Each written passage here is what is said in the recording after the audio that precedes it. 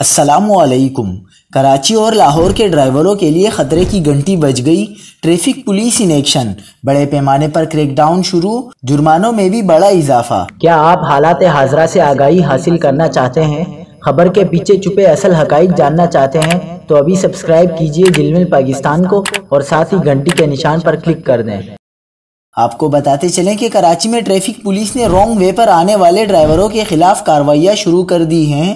Traffic police کے مطابق گزشتہ روز 387 ڈرائیوروں کا چالان کیا گیا۔ شہر بھر کے 122 ڈرائیوروں کو گرفتار کیا گیا۔ ٹریفک پولیس کا کہنا ہے کہ مہم کے دوران 145 گاڑیاں ضبط کی گئی۔ مجموعی طور پر 1,30,000 سے زائد مالیت کے چالان کیے گئے۔ دوسری جانب لاہور پولیس نے ٹریفک قوانین کی خلاف ورزی کرنے والوں پر جرمانوں میں بڑا اضافہ کر دیا۔ پنجاب پولیس نے سوشل میڈیا پر جاری پوسٹ میں شہریوں کو خبردار کرتے ہوئے کہا ہے کہ اب ٹریفک قوانین کی خلاف ورزی پر 200، 300 اور 500 کے بجائے 2,000 اور 5,000 جرمانہ ہوگا۔ موٹر سائیکل کی غلط پارکنگ پر 2,000 روپے جبکہ کار کی غلط پارکنگ پر 5,000 روپے کا جرمانہ ہوگا۔